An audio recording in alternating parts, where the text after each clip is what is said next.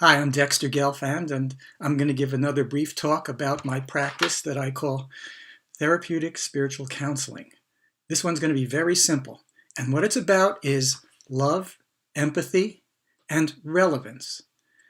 I bring these up in relation to what you need to have going for you and how you need to be if you're going to be a really great counselor.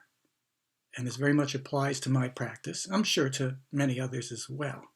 I mention these things specifically because in the Scientology lexicon, and see, my background is in Scientology. I'm not a Scientologist today. I'm too different and too beyond, transcended of the strictures and beliefs that are part of the Scientology paradigm. There are many techniques and approaches that are within that patchwork that all comes under the label of Scientology that can be quite beneficial, without a doubt.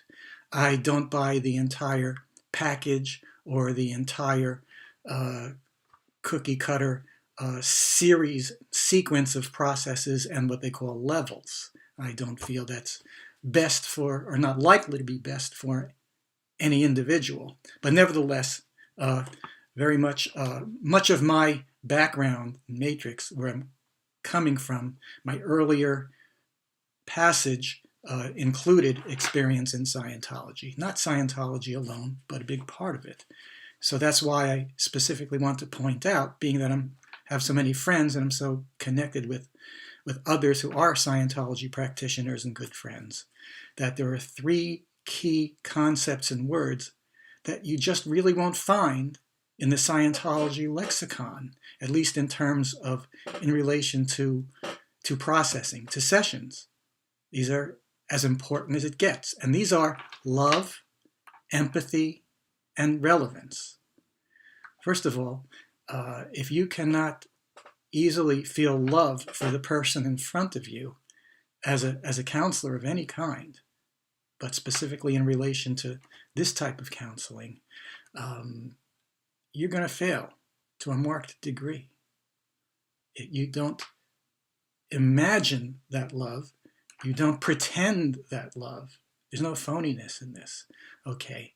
But love is the most natural of all things. It truly is. And love is at the basis of every drive we have. When you're counseling another person, when trying to help them to achieve their goals for the processing, I assure you that at the base of every negatively charged, undesirable condition or sensation or item is something that opposes or prevents or suppresses the experiencing, feeling, or giving of love. It's just the most basic drive. It is behind everything. And the greatest negative is fear. I'm finding that everything that a person is struggling with, every unwanted condition and sensation and so forth, has deep at the base of it an element of fear. And that fear does translate into some worry that love can't or won't be experienced. Okay? So love very much has to be present in a session. It has to be obvious in how you communicate and how you carry yourself. And you have to be able to love the person in front of you. You have to love what you're doing. I have a passion for what I'm doing. I'm very passionate about what I do.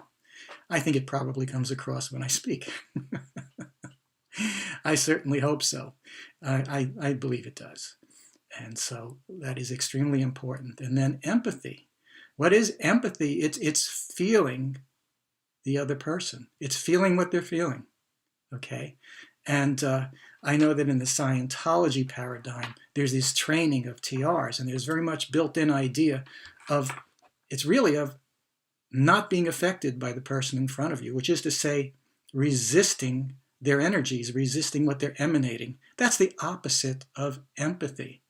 I do know that in life, very often people are uncomfortable around other people who are dramatizing or acting out unpleasant feelings or sensations.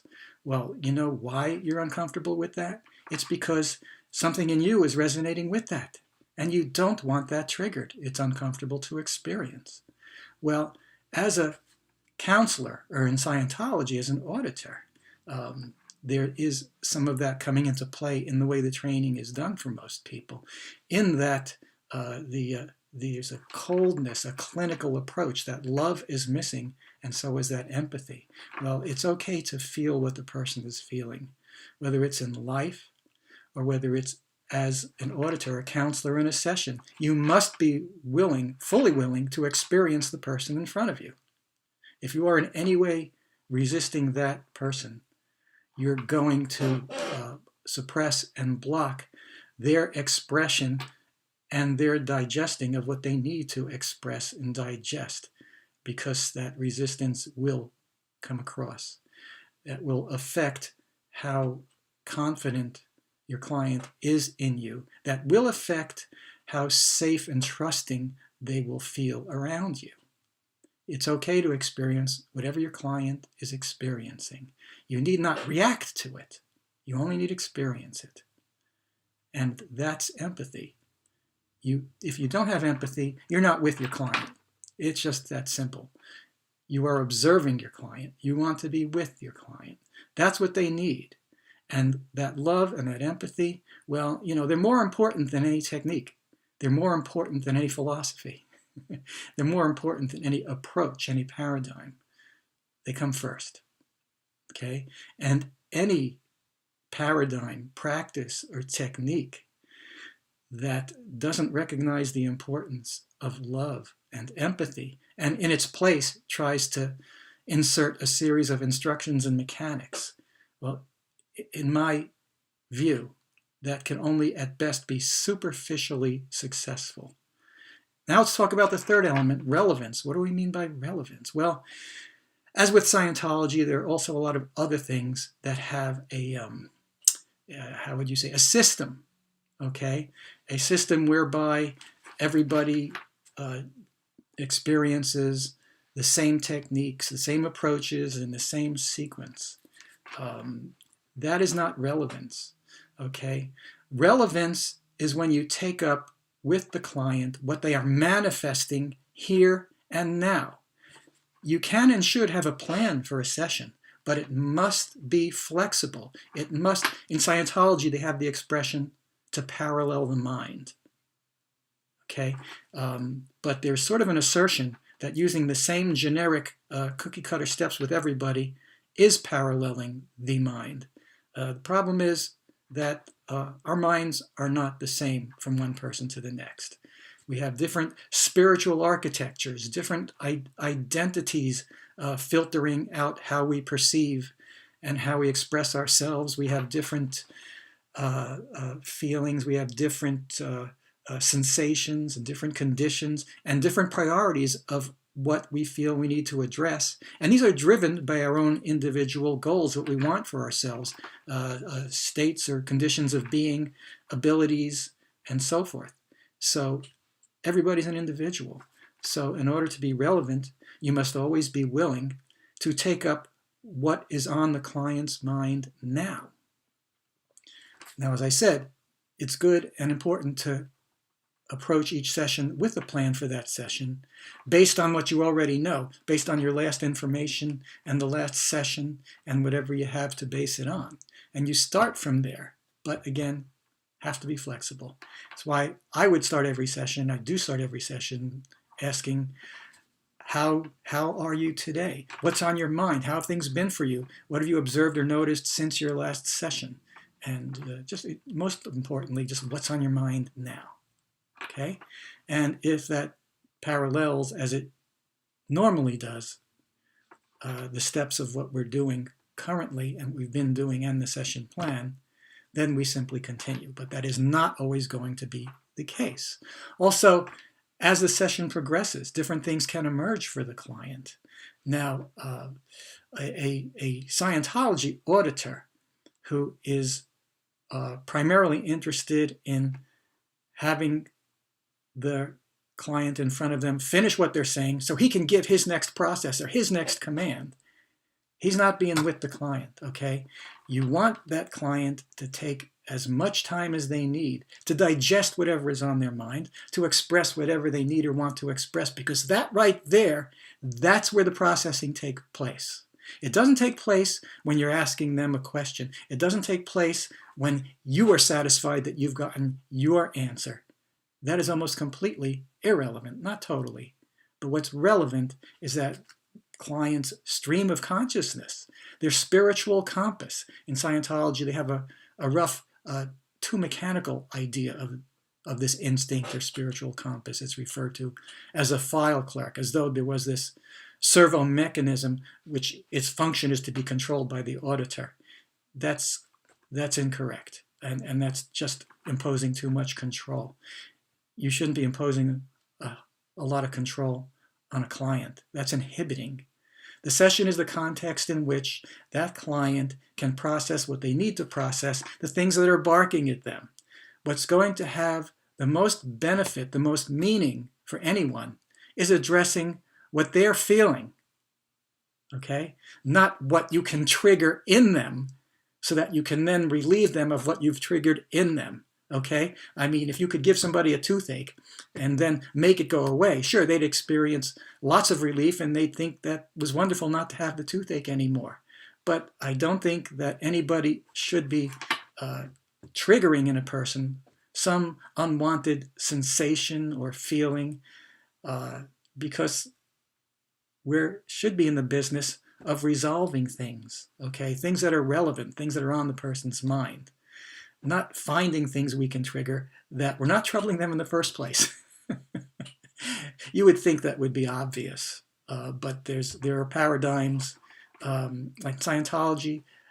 One definition I've seen of auditing written is that it is the action of re-stimulating some charged material so that you can then destimulate it. To me, I think that that's a bit of a trick. The person will feel the euphoria of the release, of being relieved from what you've triggered in them. But that's not progress, because they didn't come into the session with that bothering them. So relevance is just as important as love, and it's just as important as empathy.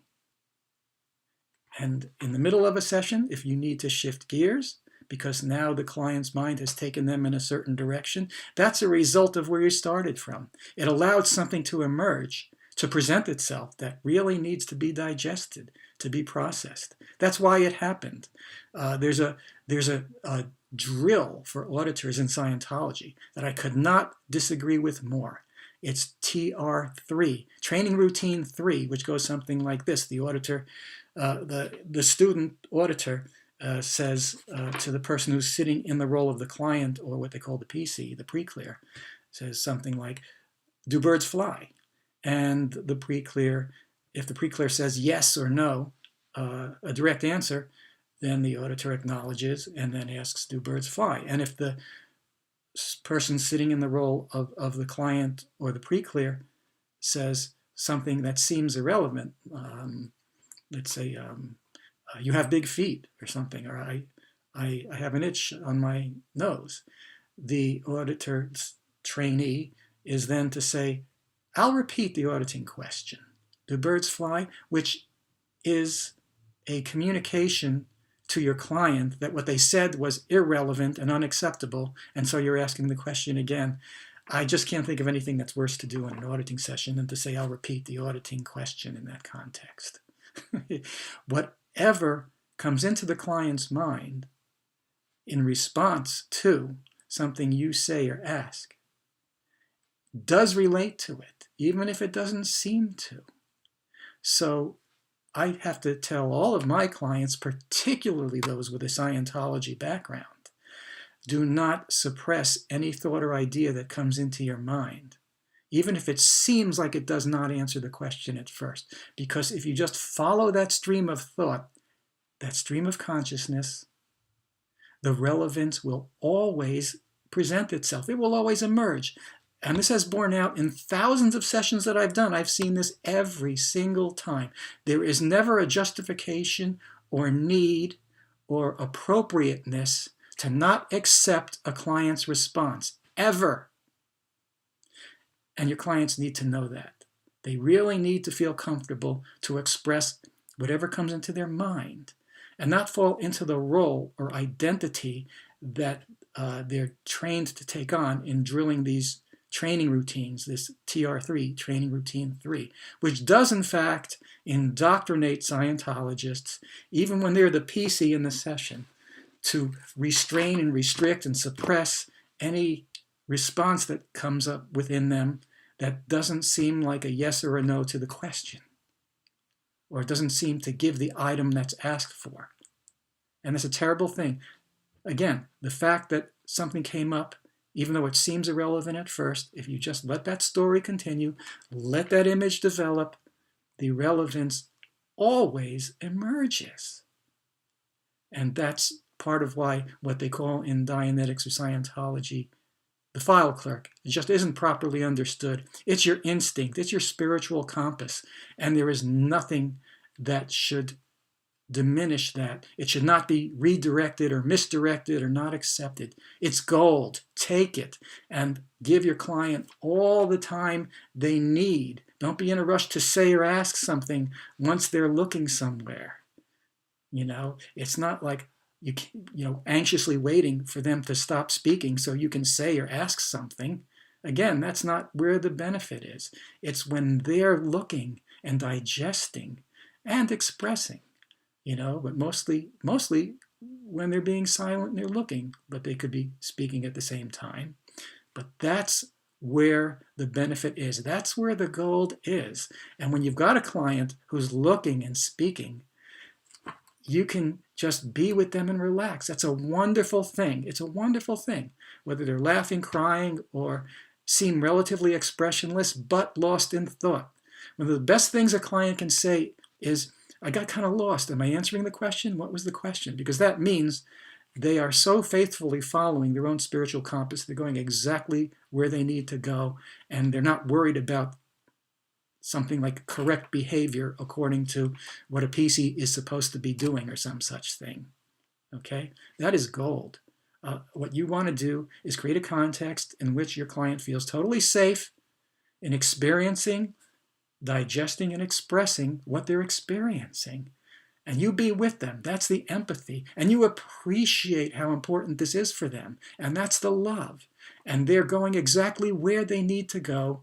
And there's the relevance. Can't go wrong. It is so simple. Don't worry so much about technique. Don't worry so much about mechanics. The prime thing to do is to create a safe and trusting environment, a loving environment in which your client feels completely safe and supported and encouraged to digest what they need to digest, which they can't do in a social situation, which they can't do with the demands of their environment in their life. And so this is what you're giving to them. Take it. Run with it. Don't get in the way of it. Love, empathy, relevance. No matter what has been stressed in your training as a counselor, it never supersedes those three items: love, empathy, and relevance. Now, one more thing, make it fun. Always have fun. I think every one of my clients will tell you that they have fun in their sessions with me. We have fun. Fun's a great thing. It's an important thing, and it's okay. That being said, have a great day, and I hope you always have fun. This is Dex signing off.